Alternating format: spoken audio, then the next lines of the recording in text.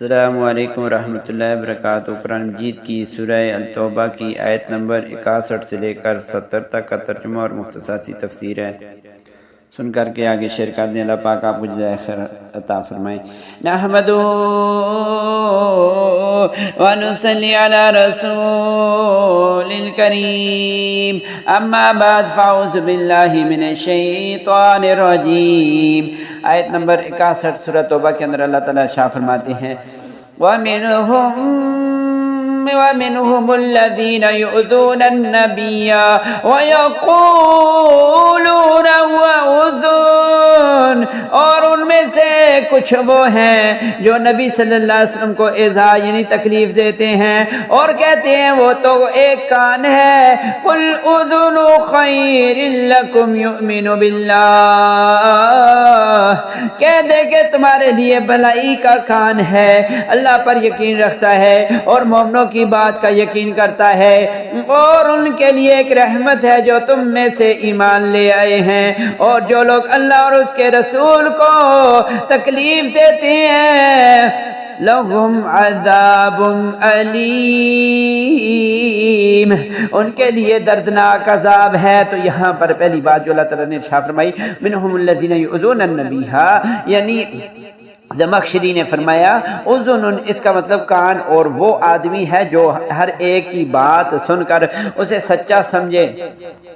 سنتے چلے جانے کی وجہ سے اس آدمی کا نام ہی کان رکھ دیا۔ جیسے جاسوس کا کام آنکھ سے تعلق رکھتا ہے، اس کا نام ہی عین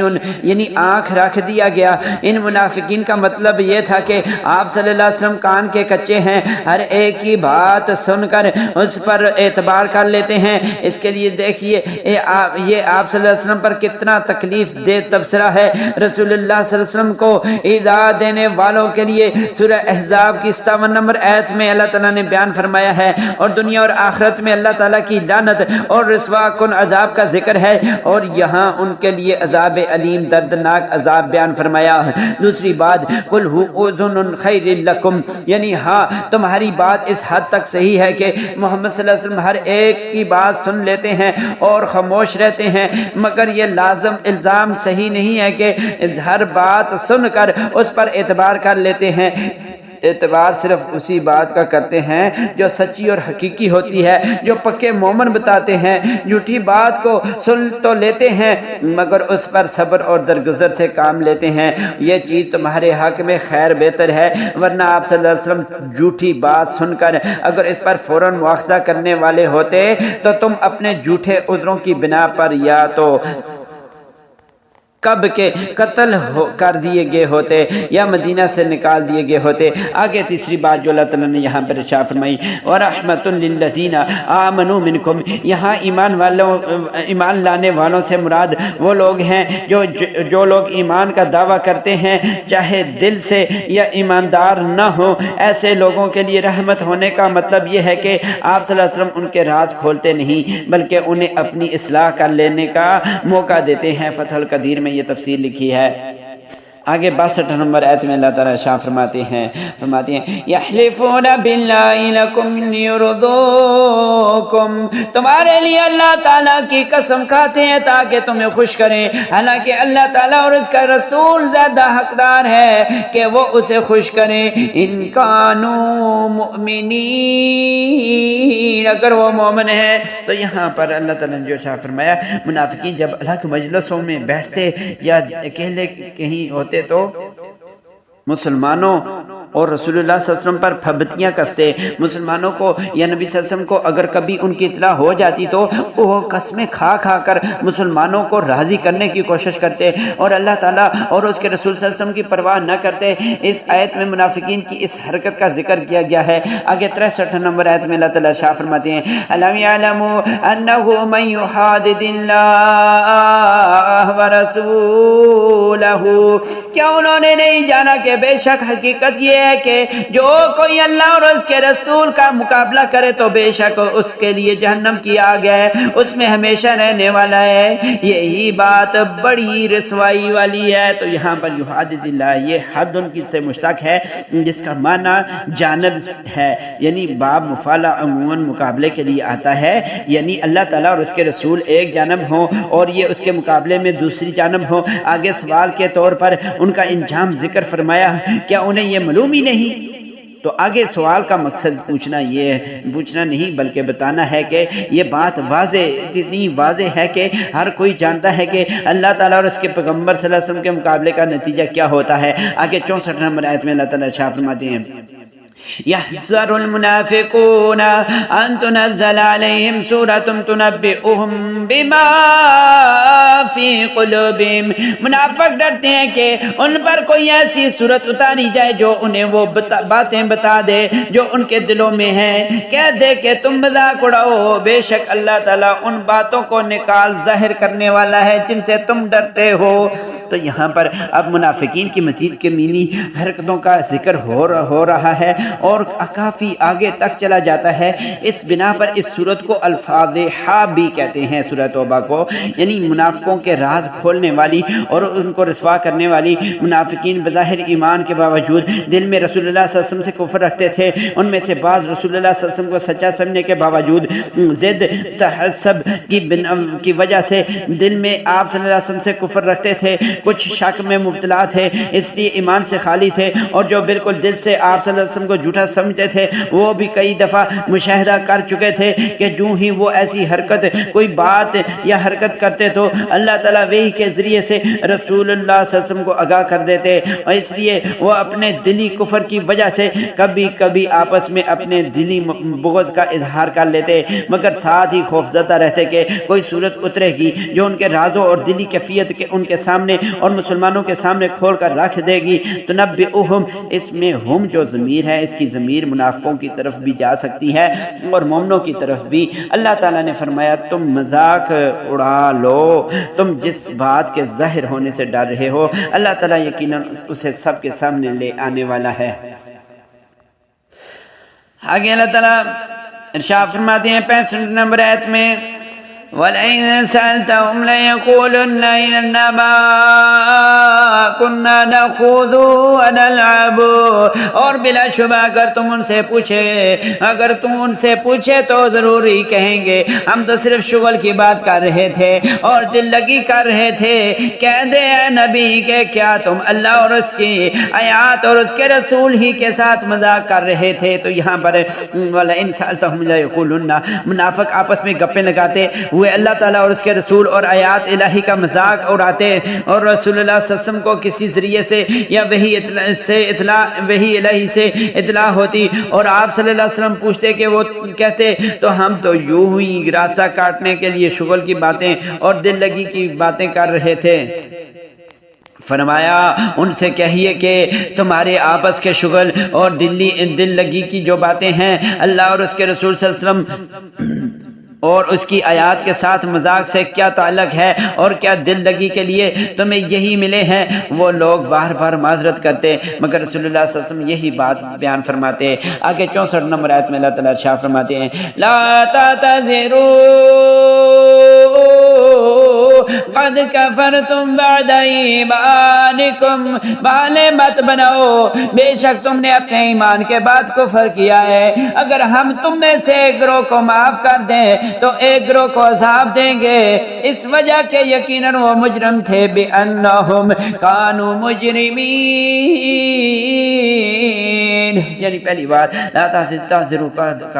کفرتم بعد ایمانکم، بہانے مت بناؤ، صاف مانو کہ تم نے ایمان لا کر پھر صریح کفر کیا ہے۔ اور جو شخص دین کی باتوں میں ٹھٹھا کرے، مذاق کرے، اگرچہ دل سے منکر نہ ہو تو وہ کافر ہو گیا، اگر یہ نہ بھی ہو تو تب بھی وہ منافق تو لازمن ہے۔ اصل یہ ہے کہ دین کی باتوں میں ظاہر اور باطن کا باادب رہنا ضروری ہے، موضح کے اندر لکھا ہوا ہے۔ آگے دوسری بات، ان نعفو عن طائفۃ منکم، یعنی جس نے نفاق سے توبہ کر لی اور آئندہ مخلص ہو کر زندگی بسر کی، اسے تو ہم معاف کرتے ہیں، مگر جو اپنے کفر پر قائم رہا اسے ضرور عذاب ہوگا۔ اللہ تعالیٰ کی مہربانی دیکھیے، منافقین کو بھی اخلاص اختیار کرنے پر معافی کا وعدہ اور اس کی ترغیب دی جا رہی ہے، اور بعض روایات سے معلوم ہوتا ہے کہ کئی منافقین بھی بعد میں مخلص مسلمان ہو گئے تھے۔ آگے 67 نمبر آیت میں اللہ تعالیٰ ارشاد فرماتے ہیں، منافق مرد اور منافق عورتیں ان کے بعض سے ہیں، اور وہ برائی کا حکم دیتے ہیں اور نیکی سے منع کرتے ہیں اور اپنے ہاتھ بند رکھتے ہیں۔ نسوا اللہ، وہ اللہ کو بھول گئے، فنسیہم، تو اللہ بھی ان کو بھول گیا، اللہ نے بھی انہیں بلا دیا ہے۔ ان المنافقین هم الفاسقون، اور منافق لوگ یقیناً لوگ ہی نافرمان لوگ ہیں۔ وعد اللہ المنافقین، اور اللہ نے منافق مردوں، آگے 68 نمبر آیت میں اللہ تعالیٰ یعنی 67 نمبر آیت کے پہلے بات ہوئی ہے، المنافقون والمنافقات بعضهم من بعض، یعنی منافق مرد ہوں یا عورتیں سب ایک جیسے ہیں اور سب کی ایک جیسی عادت اور بدخصلتیں ہیں، اور برے کام کا حکم دیں گے، اچھے کام سے روکیں گے، اور بخل کی وجہ سے اپنے ہاتھ بند رکھیں گے اور یعنی خرچ نہیں کریں گے۔ یہاں اللہ تعالیٰ نے انہیں بلا دینے کا ذکر ان کے اللہ تعالیٰ کو بھول جانے کے مقابلے میں بیان فرمایا ہے۔ مقصد یہ کہ اللہ تعالیٰ نے بھی اسی طرح کا ان کے ساتھ سلوک کیا اور ان کی پرواہ ہی نہیں فرمائی، بلکہ انہیں اپنے فضل اور کرم سے محروم کر دیا۔ اس تعویل کی ضرورت اس بنا پر ہے کہ اللہ تعالیٰ نے خود موسیٰ علیہ السلام کی زبانی نقل فرمایا ہے، لا یضل ربی ولا ینسا، یعنی سورہ طٰہٰ کی 52 نمبر آیت میں اللہ تعالیٰ ارشاد فرماتے ہیں، میرا رب بھٹکتا ہے اور نہ بھولتا ہے۔ یہ موسیٰ علیہ السلام نے بات کی تھی۔ معلوم ہوا کہ یہاں اللہ تعالیٰ کو بھولنے کی طرف نسبت صرف لفظ کے ہم شکل ہونے کے تک ہے، اور ورنہ وہ ذات پاک ہے اور بھولنے سے ہر طرح پاک ہے۔ اور دوسری بات، ہم الفاسقون، یعنی فسق نافرمانی میں حد کمال تک پہنچ چکے ہیں۔ شاہ عبد القادر رحمۃ اللہ علیہ لکھتے ہیں، بے اعتقادی کی صلاحیت کیا معتبر ہے، اسے فاسق ہی کہنا چاہیے، موضع کے اندر لکھا ہوا ہے۔ آگے اللہ تعالیٰ 68 نمبر آیت میں ارشاد فرماتے ہیں، وعد اللہ المنافقین والمنافقات، منافق مرد اور منافق عورتیں اور ان کے بعض سے ہیں۔ اللہ تعالیٰ نے یعنی 68 نمبر آیت میں اللہ تعالیٰ ارشاد فرماتے ہیں، وعد اللہ المنافقین، اللہ تعالیٰ نے منافق مردوں اور منافق عورتوں اور کافروں سے جہنم کا وعدہ کیا ہے، اس میں ہمیشہ رہنے والے ہیں۔ یا حسبہم، اور وہی ان کو کافی ہے، لعنہم اللہ، اور اللہ تعالیٰ نے ان پر لعنت کی ہے، ولہم عذاب مقیم، اور اللہ تعالیٰ کی ان پر بے شمار لعنت ہے اور ان کے لیے ہمیشہ رہنے والا عذاب ہے۔ آگے 69 نمبر آیت میں اللہ تعالیٰ ارشاد فرماتے ہیں، کالذین من قبلکم کانوا، ان لوگوں کی طرح جو تم سے پہلے تھے، وہ قوت میں تم سے زیادہ سخت اور اموال اور اولاد میں بہت زیادہ تھے، تو انہوں نے اپنے حصے سے فائدہ اٹھایا، پھر تم نے اپنے حصے سے فائدہ اٹھایا۔ كما استمتع الذين من قبلكم بخلاقهم، جس طرح ان لوگوں نے اپنے حصے سے فائدہ اٹھایا جو تم سے پہلے تھے، اور تم نے فضول باتیں کی جس طرح انہوں نے فضول باتیں کی، اور یہ لوگ ان کے اعمال دنیا اور آخرت میں ضائع ہو گئے۔ وَأُولَئِكَ هُمُ الْخَاسِرُونَ، اور یہی خسارہ اٹھانے والے لوگ ہیں۔ تو یعنی کالذین من قبلکم، یعنی اس سے پہلے منافقین کا ذکر غیب کے سیغے کے ساتھ ہو رہا تھا، اب مزید تنبیہ کے لیے، خبردار کرنے کے لیے اللہ تعالیٰ نے انہیں براہ راست مخاطب فرمایا، یعنی تم بھی ان لوگوں کی طرح ہو اور تمہارے کرتوت بھی ان لوگوں جیسے ہیں جنہوں نے تم سے پہلے رسولوں کے ساتھ کفر کیا، اس فرق کے ساتھ کہ وہ قوت میں تم سے زیادہ سخت اور اموال اور اولاد میں بہت زیادہ تھے، تمہاری ایک دوسرے سے دو طرح سے ہے، دنیا میں انہوں نے اپنے لکھے ہوئے حصے سے فائدہ اٹھایا اور تم نے بھی اپنے سے پہلے لوگوں کی طرح اپنے نصیب سے فائدہ اٹھایا، اور انہوں نے اپنے انبیاء کا مذاق اڑایا اور ان کے متعلق فضول باتیں کی، تم نے بھی یہی کام کیا۔ اب آخرت میں بھی وہ بھی اعمال ضائع ہونے اور خائب و خاسر ہونے میں تم دونوں ایک جیسے ہو۔ آگے اللہ تعالیٰ 70 نمبر آیت میں ارشاد فرماتے ہیں أَلَمْ يَأْتِهِمْ نَبَأُ الَّذِينَ مِن قَبْلِهِمْ، کیا ان کے پاس ان لوگوں کی خبر نہیں آئی جو ان سے پہلے تھے، قوم نوح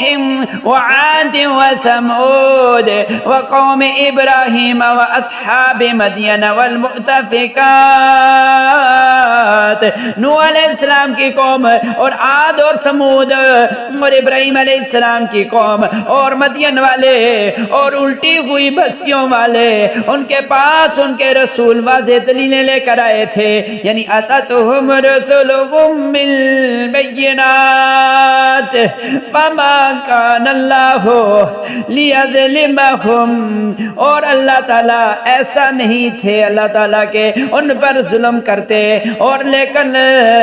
ولیکن کانوا انفسہم یظلمون،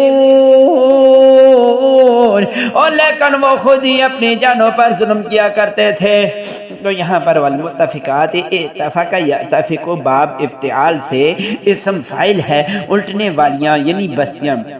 یعنی لوط علیہ السلام کی قوم کی بستی جن کا مرکز صدوم تھا، جنہیں ان کے اعمال بد کی برے اعمال کی وجہ سے زمین سے اٹھا کر الٹ کر گرا دیا گیا اور کھنکروں کی بارش برسا دی گئی۔ ان 6 قوموں کا خصوصاً ذکر اس لیے فرمایا کہ یہ عرب کے آس پاس عراق، شام اور یمن میں آباد تھی، انہوں نے اللہ تعالیٰ کی نافرمانی کی اور اس کے انبیاء کو جھٹلایا، اس لیے انہوں نے خود اپنے اوپر عذاب کو دعوت دی۔ سورہ اعراف میں ان کے واقعات گزر چکے ہیں اور آگے سورہ ہود میں مزید ان کی تفصیل آ رہی ہے، جب ہم وہاں پر پہنچیں گے انشاءاللہ بیان کریں گے۔ تو سورہ اعراف میں تو ہم نے بیان کر دیے تھے، آپ جا کر سورہ اعراف میں سن سکتے ہیں ویڈیو پہ۔ تو دعا ہے کہ اللہ تعالیٰ مجھے اور آپ سب کو قرآن اور حدیث کو سمجھنے اور اس پر عمل کرنے کی توفیق عطا فرمائے، آمین۔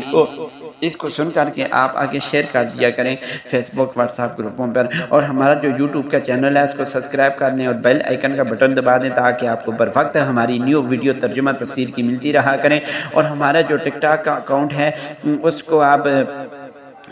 لائک اور کمنٹ ضرور کیا کریں اور ری پوسٹ ضرور کیا کریں تاکہ آگے ویڈیو بڑھتی رہے اور کوئی کسی کو اچھی بات ملے اور آپ کو ترجمہ تفسیر کی ہماری نیو ویڈیوز بھی ملتی رہیں۔ جزاکم اللہ خیر، آمین، وآخر دعوانا الحمدللہ رب العالمین، والصلاة والسلام علی نبینا محمد وآلہ وصحبہ اجمعین، آمین برحمتک یا ارحم الراحمین۔